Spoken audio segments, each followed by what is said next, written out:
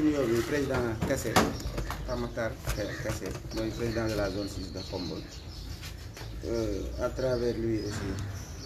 membre sécurité wala membre du comité exécutif yëpp ñu teew fii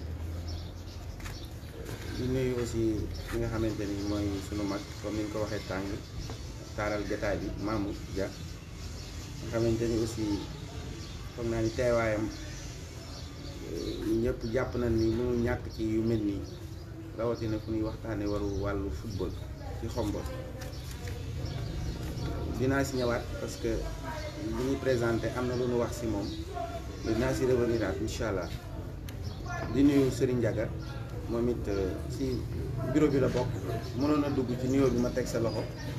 mais dinaa ko beral nuyoo parce que sunu mag la aussi mën na am ñaari casquette mën na fi teewal maire bi su ma ñëwul woon certainement il va parler au nom du maire du bureau municipal mais aussi comme tamit nekk na membre benn ASC muy xay bi bokk ci comité directeur bi de zone bi aussi di suñu doyen dañ koy moom tamit nuyu di nuyu aussi ñi ma àndal fii ñu ñëw fi muy mut jon ak Moustapha Dieye di rafetlu jataay bi ak ndaje bi effectivement man maa ko waxoon président Kassé bërki démb bi ñu déggantee yàlla dogal comme ni ko Serigne Mor waxee bi ma njëkkee envoyé message wala mu wax ma ci wàllu li nga xamante ni moo waral ndaje bi tey muy réaffiliation yi ak assurance yi effectivement yëg-yëg boobu laa amoon ak taxawaay boobu jàpp naa ne aussi moo ma war mooy que ni rappeler que ni que tout simplement maa ngi doon yëg turpitude yi doon am saa laa wax ji ak coow yi waaye jàpp naa ni sama niveau de responsabilité fi mu nekk mooy ma maandu nag ñàkk nekkul ni dangaa ñàkk bañ a far parce que man am naa ASC bu ma far waaye yàlla suturaal na ma mën naa maandu ba sax même bu ma fa amee fa ma far sax kenn du ko xam ma maandu ba saxaar soosoo coow loolu dal ma ni ko nag noonu ma defee ba loolu am ci première marche bi donc nga avertir ma parce que yow li nga def sa rôle la en tant que président d'une organisation am ñu la jiital ngeen di waxtaan di ma rendre compte c'est tout à fait normal waaye dama la doon ñaan comme am na deuxième marche parce que ñi nga xamante ni aussi ñoom lañ amoon doon waxtaanal ci biir ba mu am ay réero def nañ appel dama sañoon ñu xaaral ni tuuti ñu xaar ba décision finale bi génn ci laay gën a nekkee à l'aise pour deux raisons benn bi mooy d'abord à ma casquette d'autorité en charge du sport sama set bi mayu ma may jël parti ci des mooy sama éthique mayu ma même bu fekkee ni kër gi ma dëkk sax am na ñaari nit ñu laalante may fësal sama nanga mu rafetlu ko lool nag may ma ko ñu ma amul benn jafe-jafe au contraire sax dañ la ci encouragé waaw ni ma incha allah dinaa la revenir am nañu yaakaar ni incessamment décision bi dina génn après yàlla dogal bi mu génnee mu envoyé ma ko message ma lire ko donc profité nag ci audience bi pour effectivement vous féliciter l'autre camp qui a eu à vraiment gagné bi nag du gagnaay loo xamante ni dañuy triomphé wu c'est le sport khombolois qui a gagné c'est Khombole qui a gagné waaye nag bu jongante amee wala werante am wala fi dañuy wax ni werante koroog werante yay moo dàq su fekkee ni ñi dañ ni leen gisee ñi ni leen gisee ñu dem ba ci biir wax naa ko moom ma ne ko li tax sax mbir mi fi mu yegg ñu waroon a bàyyi ba mu yegg fa dafa am solo parce que jurisprudence la dans le sport khombolois et la zone c'est la première fois mu am su fekkee ni loolu dafay soog a am lu mel noonu ñu yegg si niveau boobu interprétation yu bëri ku daal ni texte bi lii la wax ki ni nangam fay jaadu ña nga xamante ne ñoom lañu dégg instancé nag ñu bàyyi leen ñoom suñu arbitré dañu permettre non seulement ñu évacuer problème bi mais suba yàlla tere bis bu amaatee dinañ dégg si li nu àttee pour xam ne lii am na parce que fii tamit yenn saa yi ñuy waxee suñu bakkan rek quoi ak ni nu neexee rek quoi wala ni nu arrangé wala fi nu féete te maandu bokk na si aussi loo xam ne ay texte ko tënk xam nga fu texte am moom interprétation bu nit ñi maandoo war na bañ a am mais boo déggee Sénégal ñu ne interprété nangam loi yeeg nangam yooyu yëpp rek parce que waaw xaw ma ni ñuy bindee moo leerul xaw ma nit ñi ñooy bëgg kenn ku ne wut lu la arrangé mais normalement y a des textes yoo xamante ni ñoo régir le mouvement navétane man aayuma si vraiment, même bi may supporter wala may far musuma bokk sax ci ñi doon waaw, mais je sais que ni fii à Khombole plus particulièrement au niveau de la zone 6 même zone yi ñi ko jiite woon démb ak ñi fi nekk tey yëpp kenn ku nekk yaa ngi ciy góorgóorlu pour xam lan la texte yi wax. kon suñu yeggee si niveau boobu interprétation mel ni moo jur ba dem ba yegg ci niveau bi c'est tout à fait normal ñu bàyyi ba yëf yi yegg si cappaandaw bi pour que ñu xam ne nag lii mooy li dëgg. su ko defee nag bu boobaabee ñi nga xam ne yàlla dogal na ñoom ñoo am dëgg ci mbir mi bu leen félicité it encouragé ñi nga xam ne aussi ñoom it ñoo doon jàngante te xalaatoo leen neneen, mais au-delà de l'encouragement aussi ñu woowaat leen autour de l'essentiel li nga xamante ni ñun ñëpp ñoo ko bokk. loolu nag ñor na ma trop te incha allah moom laa doon waxtaan ak Mamour léegi dinañ ci amaat yeneen waxtaan naa ko président Kassé parce que aussi sport moom bu demee bay xàjjale rek maanaam defagul li mu war a def effet bi moom fi ne ni yàlla dogal na ku ma xam-xam ni ku bëggoon sport laa ku bëggoon nawetaan laa ku bëggoon faroon laa waaye koroog bi ma tàbbee ci maire bi la yàlla dogal man amatuma lu may far wala bu ma faree it mun naa ko waaw man daal li may faral instant bi si niveau bi la beneen niveau la niveau suprême mooy li nga xam moom la ñëpp bokk. loolu nag ñun ñëpp bu ñu amee foo xamante ni dañ faa yegg si niveau communal ci responsabilité foog ñu préparer suñu bopp ci loolu. je pense que ni loolu dama ciy ñaax sama bopp ñu ci ñaaxaale yéen parce que kenn ku nekk dafa jóge si koñ représenté benn ASC et que bu ñëwee ci au niveau communal ñu leen di woowee une structure bu ñuy woowee zone donc ñoom kenn ku ne dina xam ne c'est vrai que ni di nga waxal sa koñ waaye nag nañu jàpp ni li may wax sama koñ damaa war a fekk fi loo xamante ni keneen su waxee mu nekk loo xamante ni ensemble suñu ko dajalee mooy li amal njëriñ Khombole. parce que du problème tout simplement ñëw défendre rek seulement sama intérêt koñ parce que loolu suñu yamee foofu rek kon du woon jar ñuy boole benn structure boo xam ne dañuy retrouver au niveau national kenn ku ne dañuy bàyyi sa koñ rek bu ñu waree dajante ñu woo kenn ñu ñëw ñu mbëkkante dem ku mën dem mais suñu dajalee structure boo xam ne nag dafay agir nag pour le compte de toutes les ASC et pour l'intérêt communal loolu nag mooy war de temps en temps ñuy départir ak suñuy far yooyu nga xamante ni moom la am si kañ yenn saa yi nga dégg ko sax si nawetaan au niveau surtout que CKRP xam naa ne ñi ko yore ñoo gën a sonn bu gars yi tranché ñu ni kii moom a xañ kii moom a nàkk dafa bañ suñu koñ te normalement ñi koy xalaat waruñoo xalaat noonu mais ki ko yore ak ña nga xam ñooy war a tranché seen xel war na romb loolu waaw kon nag loolu yëpp nekk ay gis-gis la ay malaate na mais tout le temps du tey nanu koy fësal suñu nañuy continuer rek ñun suñuy action di fësal ni Khombole rek en tout cas niveau bi nekk Khombole rek lañu war a servir. c'est important parce que looloo tax de may am tout le temps contentement di jëflante ak zone parce que su may jëflante ak zone man damay gis à travers la zone les ASC de Khombole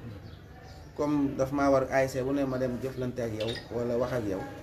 mais ma jàpp ni su ma ko defee ci zone mu am ruusital dem ba ci ASC yi noonu laa ko daan waxee tout le temps naka jekk donc kon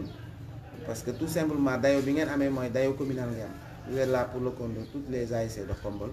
pour le football khombolois en général donc loolu dina am yenn saa yi nag moment yoo xamante ni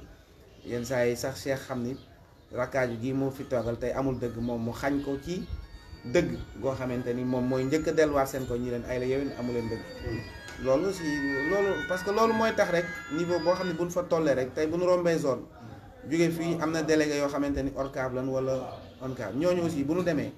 parfois ñu daan benn ASC bu nekk xam nga dañuy dem ñu ni dañuy représenter la zone 6 mais en réalité ils représentent les ASC qui sont à Khombole à travers la zone 6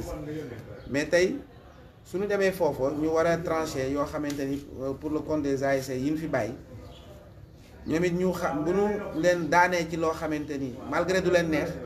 waaye dañ koy nungu aussi loolooy tax tamit suñu gisee loo xamante ni lu anormal la ñu war a fëgg ci table bi pour le compte des ASC yi ñu fi bàyyi ñu war ko def donc tey instance yi de décision yi nga xamante ni moom la ñuy représenter kenn ku nekk de temps à autre yooyu aussi dafay am solo ñu xam ne moo ñu yóbbu ba tey Kassé su doonee tey président bu doonee maire Khombole wala mu nekk le maire en charge du sport wala mu nekk président commission départementale yooyu buñ ko teelul lijjanti mu teel a deñ su ñun farfar la yooyu yàlla xam na ni pour ñu yegg ci niveau yooyu yoo xamante ni dañoo war a agir pour le compte de tout le monde day jafe nag jàpp naa ni bëri na si ñoo xamante ni tey bu ñu desee si yooyu rek parce que far dafa dañoo xeexagul ak ñoom pour far mënul ñàkk ala ku laa ne maam wax na ko yàlla sax am na ku mu faral yeneen bi la faral waaw mais far mënul ñàkk waaye bu fekkee tant que jiit mënul ñàkk rek jiit nag am na nu muy taxawee. am na imaam boo xamante ne tey buñ ko jiitalee bu sañoon ci 3 personnes yi teg si ginnaam am na ñu mu bëgg moom. waaye du li mu bëgg rek lay amee noonu. am na koo xamante ne si ñuy nodd moo ko gënal moom mais du forcément kooku rek lay mooy nodd parce que moom dañ koo jiital mu war a déglu consensus ñeneen ñi. donc li ma bëgg a wax lépp muy tënku ci baat boobu consensus fu consensus am moo gën fu mu amul waaye su mënta ñàkk nag démocratie mooy taxaw bu boobaa te démocratie ku ko wax dem xeexi wala dem jongante nga ñàkk nungu ni da ngaa ñàkk ki gagné it nungu ni dañ ko war a féliciter aussi. donc moo tax man j'ai pas peur de vous féliciter mais de vous encourager aussi si lancer boobu parce que tamit ci démocratie la parce que su fekkoon ni ñu waroon a taxawee nañ ko mun naa am consensus lañu njëkk moo jiitu moo war a moo rafet sax ñëpp xam na ni consensus mooy ñu teew fii ñun ñëpp daal di ay la yow daal julli jot na ñu ni maamoon jiital maamoon ni njag sëriñ Njaga ñu koy géngante ba 30 minutes xam nga loolu lu rafet lañu war a géngante mais kii naan maay jiitu kii naan maay jiitu après lu ciy tëgu du mujj fenn quoi day metti julli ko yàqu donc ñuy cultiver côté boobu président ñuy jëm ci loolu parce que xombal aussi tey yéen ñii dem ngeen Thiès ñu si bëri am na instance yoo xam di ngeen fay dem tout le temps dama koy citer le cas de Pape Sidi Lo est là qui est président de la Ligue de Thiès c'est un homme de consensus looloo gën a foofoo gën a compliqué foofu mais seetlu naa réunion bu mu ñëw li muy njëkk a prôné mooy consensus ba mu mel ni sax fi ne ni ñëpp nungul nañ ko loolu ba daanaka lu muy def lu si ëpp ay consensus la koy waxtaane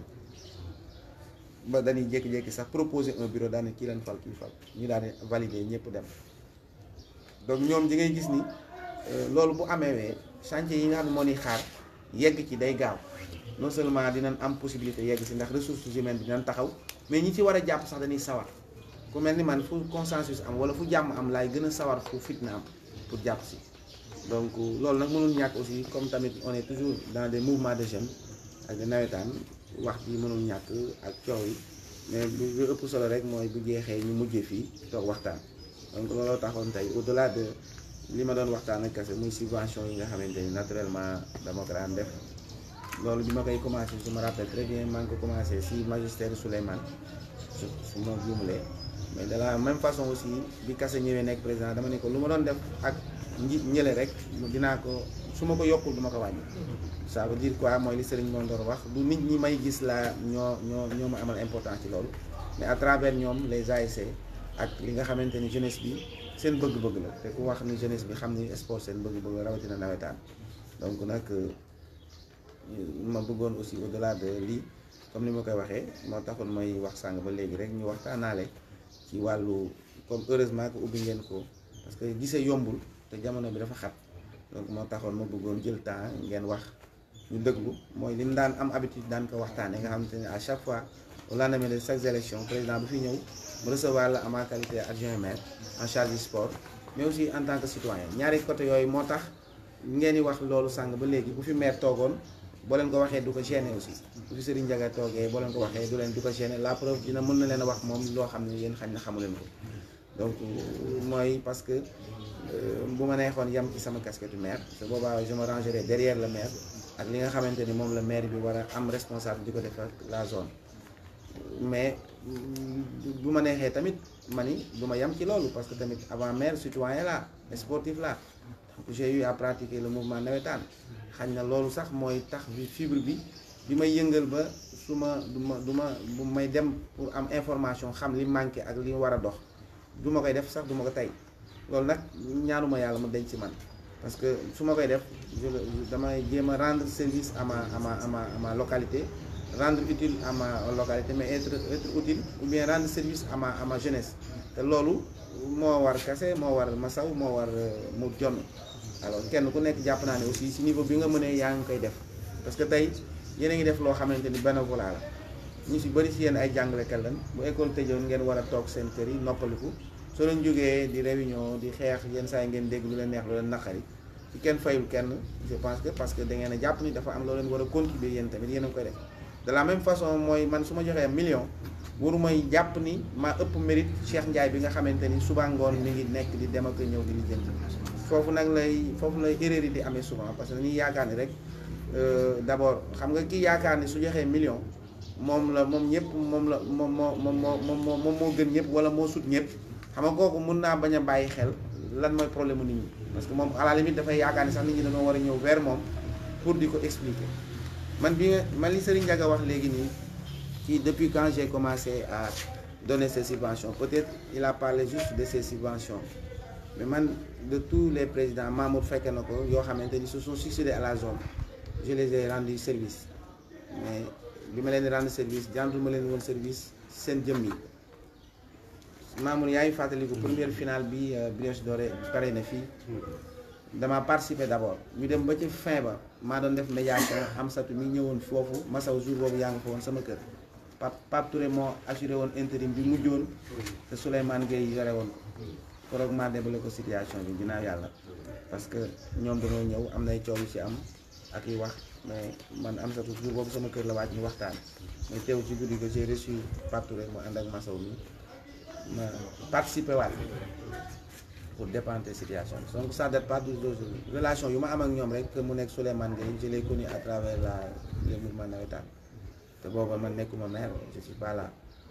donc dan ma doon wax bu ma waxee waxu parrainage dama la non non c'est pas forcément ça je préfère may contribuer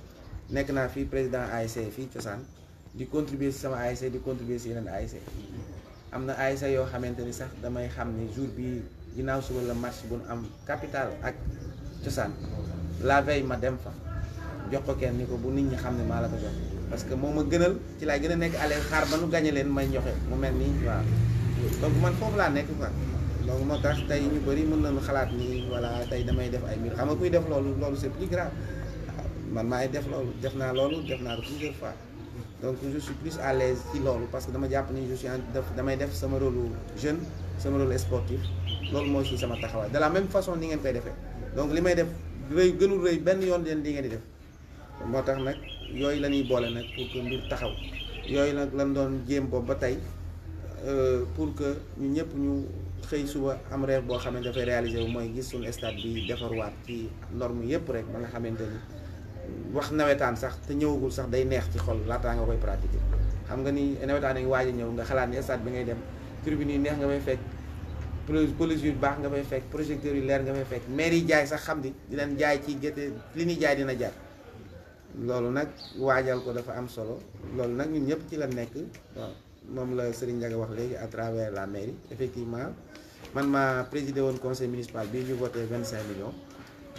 donc malheureusement bële daaw aussi on avait prévu une enveloppe de 4 millions pour éclairage bi nga xamante ni dañu waroon am indi haute tension foofu pour que éventuellement permettre dans un premier temps ñu am courant haute tension ba nga xamante ni suñu yeggee ci parce que boobu ñu ngi doon li tax ñu defoon ko mooy conseil départemental quand il a parlé d'une enveloppe de 12 après de 20 millions pour participer à la réflexion ñu ni kon ñun nañu jël en avant voter un budget de 4 millions pour indi triphasé foofu noonu pour que mu mun ko supporter donc malheureusement lële aussi mi ngi taggatémbe ñëwul mais aussi loolu tamit on avait prévu ñun bu loolu ñëwee ñu nit ñu am suñu budget loo xamante ni daaw foog naa 12 millions lañ defoon ñun ren ñu yokkaat enveloppe bi ba mu nekk 25 bon maintenant cet argent est disponible problème de choix la ak orientation la plupart de la jeunesse y compris man jàpp nañ ni stade bi priorité la ndax urgence la mënul ñàkk mais ñu ñëpp xam nañ ni su fekkoon ni tey ñaari defar yëpp dafa taxaw ñu ni wax leen bu leen ci bëgg te yëpp boo leen ci wax ñu defar ko mais ñun ñëpp xam na ni dem ca bu mag bële moo nu gënal bon bu ñuy wax bii parce que bii dañu yaakaar ni comme bële mënagul a sotti ñu ni nanu defandi li ñu am ci bii ñun ñëpp d'accord nañ koroog bi fii le ministre Antoine Diome yónnee benn délégation muy koroog j'ai été de la partie parce que le président de la zone moo ma ko wax Lamine Sarr de l'ASC ñu ànd ñoo ko recevoir dem foofu ñu yóbbu ko ci stade bi yóbbu ko ci bële ñu rafetlu ñaar yëpp mais rafetlu bële aussi surtout bon même nag Antoine dañu ko demal nag nga xool bon man Antoine waxul ak man ci loolu waxuma ni daf koy defar waxuma ni léegi lay doon aussi mais xam naa ni am na yéene ji moo tax il a dépêché le gars l'entraîneur pour mu ñëw xool certainement wax na waa ji waxoon na aussi bu demee dina def étude yi yëpp wax ko ñaar yëpp mu xool comme ça lu fekkee ni am na ci pexe mu xool nan la koy defee donc loolu lañ si yemoon mais du tey ñun tamit à notre niveau boobaak léegi ñi ngi dox ñi ngi wax lan ci mën duñu ko xaar sax ñu leen ko wax parce que li nga xamante ni yow xam nga ko xam nga li ci nem jarul ngay tout le temps ngay wax te amagoo solution maanaam loolu mën rek da ngay dox rek ba kare ngay jàpp loo xamante ni day ñëw c'est du concret waaw li ci des nag mooy li Serigne Ndiaga wax bon loolu peut-être aussi demoon mën na am lu signifiant ci stade bi mais tamit ñun bu lu maire woowee aussi dinañ ko ci wax suñu xalaat parce que tamit lii priorité la parce que tey au-delà de nawetaan yi bi am sax mooy stade bi daanaka dafa war a nekk sax loo xamante ni culturellement parlant dafa war a mën a def ay cérémonie culturelle yu mag tey gis na ni dañ fiy tëgg làmb ci sport la à la limite am na branche sportive am na branche culturelle te loolu tey boo xoolee ñun dem nañ fa làmb boo xamante ni yow mi fay yow bu la ko parrainé sax boo ñëwee sax nekkoo en sécurité nga jég ba si yàgg sax bu dee courant la groupe la mu fay xam nga lamp yi day xuy kañ ñi fay dem alale comme au retour ñi ngi si insécurité bu day waar parce que lu ne mën na leen fa fekk donc yooyu yëpp xam na ni kon lii même tey buñ ko doon defaraat sax soog a dem wuti feneen sax wala yeggali bële sax dina war na mën a des nekk benn espace boo xamante ni jeunesse bi dañ koy war a utiliser tey même buñ amaatoon beneen stade tey lii tamit jaadu na sax mairie bi war ko mën a defaraat pour que mu amaat yeneen manifestation culturelle wala sportive yu muy recevoir donc moo tax dara rien ne sera trop pour que ñu def ko ñu defar ko loolu nag ñun incha allah ci leen leen di tàllalewaat loxo bi ngeen di tàllal pour wax leen ni ñu leen di defoon rek on sera ensemble avec vous yi nga xamante ni c'est des questions urgentes te mënut a ñàkk te ñu war ko joxe pour que ñu mën a def nawetaan mu ci ay maamu souligné ko nit ñi na mën a nawetaan parce que it daaw amul ndax li ci jaar yëpp donc ci ginnaaw bi mu am ay turpitude ay mbir bon jeex na ci jàmm en tout cas juridiquement jeex na et puis démocratiquement war na jeex naturellement maintenant ñun am nañu responsabilité aussi nag muy man muy Mamour en tant que doyen ak président ak ñi mu àndal ñu woote consensus boo xamante ni ñun ñëpp dañuy àndaat liggéey pour l'intérêt de Khombole loolu tamit maa ngi leen ci woo mais léegi nga xamante ni aussi moom la ñu dëgmal te nga xamante ni yaakaar nañ ni nit ñi namm nañ ko bu leen woowee ñu ne nawetaan ubbi na ci condition yi dinañ sawar ndax namm nañ ko ah ñu nit ñu waajal rek li nga xamante ni daal mënu fa ñàkk te defar bi wala li koy taaral mu aju si ñun ñu ànd ko yéen naturellement pour que incha allah ba kara ñu fay yegg fekk au moins yi mënta ñàkk ñu def ko loolu man je suis prêt ni ngeen ko doon defee rek ñu laa leen waxaat ngeen defe ko comme ni ko Serigne ngay waxee bu dee peut-être xool ñi mënul ñàkk ci expression de besoin yi ñu xool ñun tamit à notre niveau lan lañ ci mën qui n'a rien à voir avec naturellement li nga xamante ni vous avez fini à me l'imposer te je l'ai accepté avec volonté mooy cette enveloppe là qui sert à financer les réaffiliations ak les assurances et éventuellement li nga xamante ni moom laa leen doon dimbalee ci wàllu sécurité bi loolu moom foog naa lu ci yokkul dara mënu ci wàññeeku mais au-delà de ça li ngeen évoqué nii mooy stade bi ak li nga xamante ni c'est des questions urgentes dañu war ko defar parce que buñ ko defarulee mën na sooxeel nawetaan yi je suis ouvert à ça soo leen ma waxee li nga xamante ni mën naa ko def incha allah je n'hésiterai pas pour vous accompagner pour que mu dem ci loolu incha allah waaw j'ai été long mais li ñu bëgg a wax yëpp sax xaj na xaju fi après on aura d'autres occasions en tout cas Mamour je le prends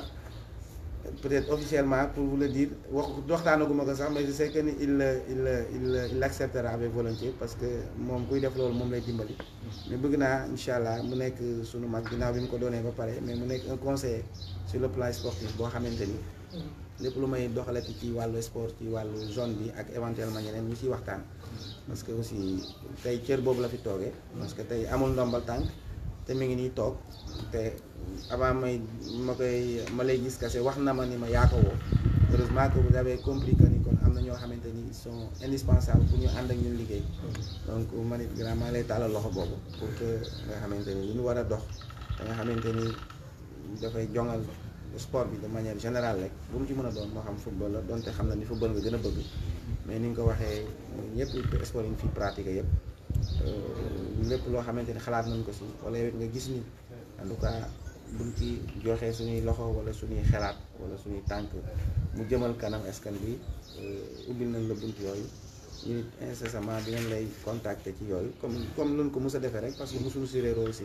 lu ma ci bu mës a def rek mos naa la woo naa la laaj la si sama xalaat laaj la sa xalaat nga wax ma ko léegi si mujj xaw moo ni sax ñëw na pour lii mais avant may dugg dama ko manité nangam ak nangam laa fi doon par yàlla mu ni ma woo ma ko ngeen waxtaan si donc encore une fois maa ngi leen di remercier bu baax si attention bi di leen encourager si mission bi di ñaan yàlla aussi yàlla jaarale ko fi mu daan jaar ñu def nawetaan bi mucc ay mu nekk pour l'intérêt de la jeunesse et sport comme en général